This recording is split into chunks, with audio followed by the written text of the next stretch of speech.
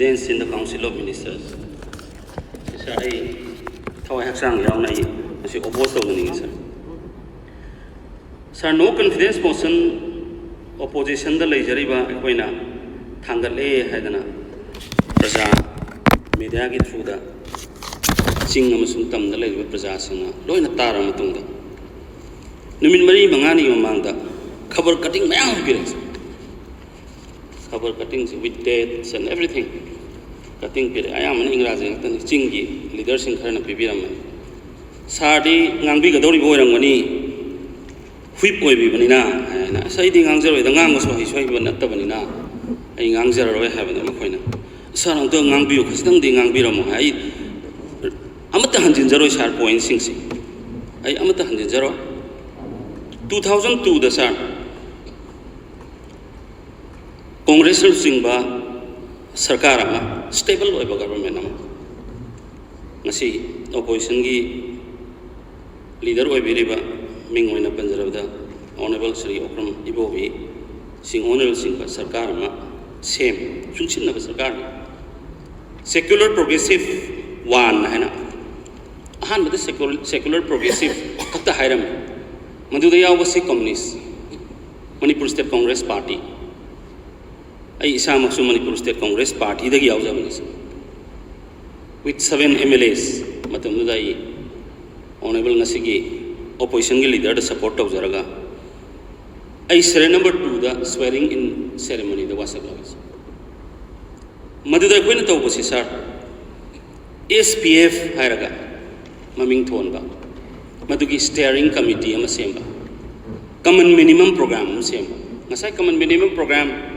I think Maming Tuan, the leader of the House, I former Deputy Chief Minister, so I be I know Tamjagadori this sir. Why the Maru of a Potama? Gari si Anoba Anbagari, I'm totally sir. Staring out Dragadi, Hosiki, driverless Gari later. Computer now. I know Tungi destination to Tunganaba. I preload of her lot of Chintamaganda, where to go. Command of Yara, but at the stage, they wish the yoke river. Steering committee, Layriba, Maming Shutundraba, common minimum programs to Laydraba, Sarkara Sigi, steering Mama Isakanan to begin. And I didn't see Mama Isum the Badagi Manunga, Nimpung, Adam Kudan of Baman, Yahweh. Yawudun the Canada Mangzeri Haraga Manipur Prasai for the Mangzeri. Trust deficit la eva Mangzeri Singuna, Canada la e. We all politicians sitting in this August house. Tazidam la eva. Masai honorable leader in the high big. Mayamna Harao Gana Tazadana. Yes. Tazabadu Harao Badu Katani. Nasi social media sing papers in the Pongmayari with the Madubo opposed the sings to the social media another paper to Pongmayadre. Adu Taragadi, positive Mother Pangani, negative Pangaro. Adu the Asunda steering committee later. Mapandagi steering Sumbudo Potumaso is staring to Tadat. The direction Yaudaba, vision Yaudaba, Adugumba, government Ama Oibanina. Honorable CM na book to Giriba motion sigi against the Ilaxavanisa. Pinami was say, I take a matessa. A quay Ibrahim Lincoln, Hiram Maming sings, Ma Hai. You can fool some of the people all of the time. And all of the people some of the time. But you cannot fool all of the people, all of the time. Matamayam, they went away the Bangang in the Praza, Lona Tazan and Circle of the Natikosa. Come on the Lakaneva. Aduning a sea with a Hangwan Pyramid. Honorable Chief Minister Ahan Bada, boom Hodokrea. With the Pogla win Horokan, the last of Top Kapamati, so in a pan and ladies. Boom Hor, having example of my Pizagesa. 12th of April 2017 Okhul visit the way ꯏꯔꯛꯏꯝꯅꯤ bullet for Ibobi, buckets for Biren in Okul. Khabar sida yaurayimni ko ay natam.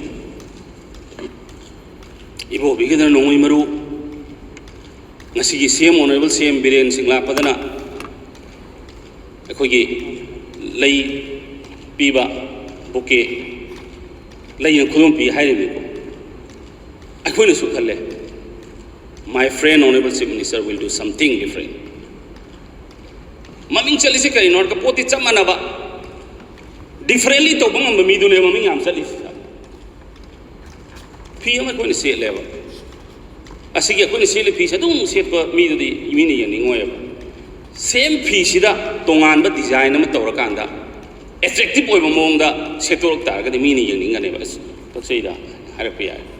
So I was also of the view that my friend will do some marvelous visit to kari la thoro me 201 crore package okul de la thoro me madu na te ai yam tension na ngang jage sa yam sang ngang jaro yam sang na ngang so hi jade sa mathang da mu madu wasak ba hek loi ba tha amagi matung da then 27 of April 2017 Kangpok ki visit tawre a historic reception was arranged. Maduda kari lautopirami 185 crore. This project ma lautopirami. Dakho asa tawe masagi chap mane. So idana some magic will happen. Some transformation in the hill districts will come. Then again on 23rd of May 2017 Senapati visit tawi. Yam harawe ba koidi. Cabinet meeting ka sitting the satna honorable cabinet minister singa honorable CM satna tawi matamda akoina khalle ngasai magic amadi tawro ani Kangpok da Senapati da lautopirami 202 crore lautopirami. Then 5th of November 2017 the package ngantene lawsi Chandel visit tawi Chandel visit tawu matamda 253 crore package am lautopirami. Then 26th of November 2017 Tamengonda 325 crore ki package am lautopirami. Ngasi prajana hangidi package sibu Honorable CM lautokriba package sing sibu akhoi bu gyan men amata ta deni akhoi gi normal outlay da pirak liba senpham sing natraga PMGSY na pirak liba senpham sing natraga Pradhan Mantri Awas Yojana gi laiba senpham sing adu sing su yaura gara kari dino tasil la khomjil le natraga National Highway Authority of India gi laiba senpham sing du yausil lagra natraga any sigin Northern Council gi laiba senpham sing dura natraga donor ministry laga senpham sing sidagira kari da gino koi sigyan men amata ta de hojik phawada thabuk tawba yu ude. For instance Okrulda women market ama sai 10 crore sangani sanga gare mi khodi mak don thela harawe but where is integrated tourism development program ama paikhat kadawa 5 crore ki 2 crore khatha do e haire ni mayam man CPI si sarma si pajaro aina pajaro adu asumaina package lauthoki ramga praja se harau brahmatung sida how far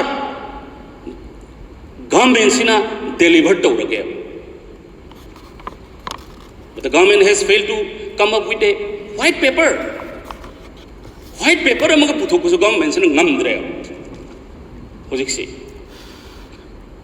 adu ibatar gadi confidence motion nama muktar uli si honorable chief minister da chingna bole la jala kai khalak pai wani da adu ne sa masi wari ba maram ni kai gino har kanda ngasai mang da leader ani na thambi khe lack of coordination kadai da coordination tawna no between the ministers honorable chief minister na hai bawa Minister Singh Tana the Yawing Tajawani ko sir, I am not sure subject to correction. I think Honorable Minister Singh Tharako proposal, Chief Minister na Yaning de Habi Tajism. I think that the question of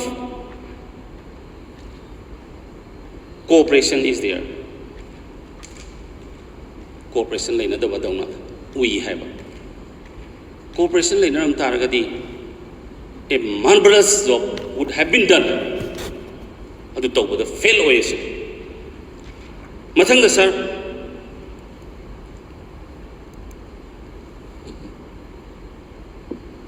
Akhoi sir. 15 years lairamba Congress government na ahanba 5 years da akhoi tolo piba ngamamdaba matamdugi 6 months government employees singi rightful loiba magi salary singse akhoi thadokpa ngamdabado thadokpa ngamna ba kan honai we could not show any such progress di upang ngamdeba salary pina na bagi manage matamdu yam wagi heba. First 1 year, SPF 1, then SPF 2. Degi performance हो रहे,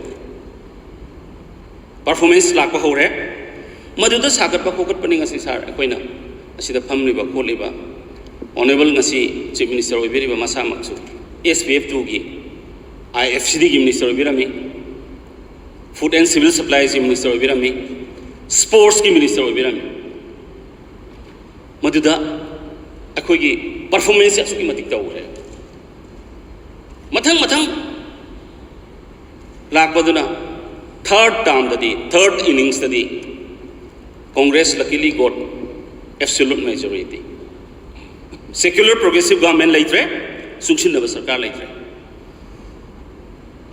last 15 years पाइखलक थबक सिंगुगी मथंग संगाबा कोटपा second innings से कारक पदना थर्ड innings से कारक पदा ngasi ekhoina phamna dadna machi da secretariat building sings da phamhab leitre adana earthquake ama lakhi badagi koi chen na leinari ba ngasi secretariat ki building honorable chief minister ki nakand sarba building asi hardly 5-6 months loi gadabani loishin ba yaraga sanga bi ba yarabani asi ka bangamdi. What is the problem? Kari problem lai. Nasai pan bikre jiri bangi lambi ye oiri ba phibam se asi yeng bi oba. Onthok pa phibam da lai di makru song tha sa bagi irang thong sa bagi progress te hai bikre. What about the rest of the road straights? Ngasi road sing phibam kamai lai di ke. Ang ting bi ne semi lak ma tam sa GM hall ki mamang ki पुथा लोई लई रे बुझ GM whole मांगने को लाई से कोई हनगी दे GM whole की नाकन न चले लोई न कंगला पाकोन थमसिंग पुथा लई रने पैथेटिक इंग्रजी दे हायर गदिस कंडीशन गतने नो प्रोग्रेस एज सच अखोई उबंगम दे बट इन द पेपर अखोई ताबदि पेपर दे फजन हापे अदु 21st century से दिसा अखोई इसा इशू सिंग से they become so intelligent due to the human evolution they become more intelligent than of us no magide makoi sing bache dum hele makoi nadi kari khalang mani politician ne koi august house da sing aba august house de bami ba politician ne koi sing se asi sing se awoi ba thabak tawri bra tawda bra haiba makoi gi mind da hang kani asini go luri sisa adu itaragadi are we going to spoil the next gen of the politicians upcoming politicians makoi sing se koi na manghan na bagi lambi ma koi na musemang gatrasin aina hangjani sin loiba ngamde yeng bi sa dilapidated oil na half cookie type da ching chang basa thangthar ga sa ba suya ba na taba hundok ko swek ya ba pot oidra ba phiba mamada koi ki secretariat की new secretariat की building से अनोबा building हम सारे से फिर हम तीन भी सार सुनो हम चल गए आफ्टर ऑल हें खरा लगे कदी सार ऑनरेबल मिनिस्टर सब हम पाइबे रख सुई आई हें सार की हम पाइर मतुंग फम दो ऑफिस कदाई दो आई दि फम से लेगे दो मानते अदो अखोई दम हम गिटार हा तारगदी सार नहान ममांग साहिबी रे असेंबली की हनन हाइजे बे बादनते अदो ऑनरेबल से मसान साहिबी टेलीफोन तौर भाई नंगना तौरंबा लंबोई खोंगनांग खोंगी लंबोई खोंगनांग खोंग से आइना तौबो नते sir it was done during the tenure of honorable prime minister Sri Narendra Modi ji magi matam da pirak panya we propose they approve they sanction we completed on time sangabu di honorable chief minister ko sangabi khudum mi thil ga takpa yabo Nirmala Sitharaman masala aga saba ho bada haibire no kai no rakanda party ki leader kharana koi budi yaning dab nina swampi oiba soil da si sare ising ga yawra sa ngte ni sa lakpa ga object to oiba sa ai ru se bane madam maning ga leba tha no te bi osum le building sing su bi bra ha ga oi kari no hai asi Central Agriculture University 1996 da saba loi ni asida karim tawdra koi sida multi story building sunat tab si saba da kariya kai ba lei do no ina khumme khumba ma to in lei matung ma na pesa se koi pi la sa credit doesn't go to us credit goes to the central government to the BJP government of the center credit lo bio but why ngasi di BJP government nama BJP na lead to government nama Manipur da lei matung na so performance adu yam na thare isi kari gino se adu na ni ngasai lack of coordination lack of vision lei haibadu ni sa I know serious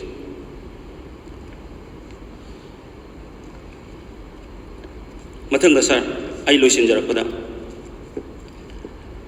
afaba thabak tawra sir I personally appreciate akoi loina appreciate tawje afaba thabak tawda afaba thabak tawda yen ani ngai leite aduga phattaba thabak tawra taragadi opposition should be given all the right to speak the truth kadai da ngangani do koina how sida ngang da koina ngang do si kadai da no akoi how sida ngang da na akoina ngang do kum le jede sir Mr. Speaker sir maramaduna ina lo sinjarapada aina haijaning badi credential of the BJP government BJP led government to the people is not there aduna ngasai na haijabadu trust deficit is there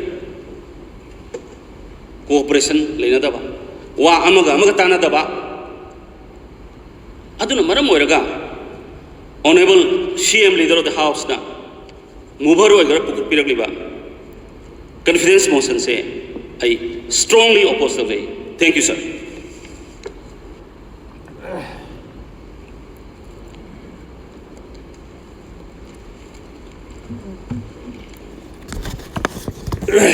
Sir